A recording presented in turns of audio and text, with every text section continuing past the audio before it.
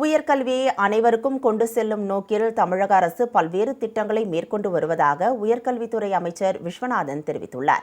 சென்னை அண்ணா நகரில் 60வது ஆண்டில் அடியெடுத்து வைக்கும் தனியார் கல்லூரியின் வைர விழா மற்றும் இருபாலர் கல்லூரி முறை அறிமுக விழா நடைபெற்றது. இதில் உயர்கல்வித்துறை அமைச்சர் விஸ்வநாதன், நீதியரசர் பார்த்திபன் உள்ளிட்டோர் கலந்து கொண்டனர். விழாவில் பேசிய அமைச்சர் விஸ்வநாதன், இந்த கல்வியாண்டு முதல் இருபாலர் கல்வி முறை இந்த கல்லூரியில் அறிமுகப்படுத்தப்பட்டிருப்பது வரவேற்கத்தக்கது என்றும், இது பெண் கல்வியை ஊக்குவிப்பதோடு மாணவர்களுக்கு சமத்துவத்தையும் சகோதரத்துவத்தையும் கற்றுத்தரும் என்றும் கூறினார். தமிழ்நாடு அரசு உயர்கல்வியை அனைவருக்கும் கொண்டு செல்லும் நோக்கில் பல்வேறு திட்டங்களை செயல்படுத்தி வருவதாக அவர் தெரிவித்தார். இருபாலர் படிக்கிற கல்லூரியாக எங்களுக்கு 60 ஆண்டு காலம் கழித்து அந்த அனுமதியை தர வேண்டும் என்று சொல்லுகிற பொழுது, இந்த அனுமதியை மாண்புமிகு முதலமைச்சர் தான் கொடுத்தார் என்பதை உங்களுக்கு நான் மிக பணிவன்போடு தெரிவித்துக் கொள்ள கடமைப்பட்டிருக்கிறேன்.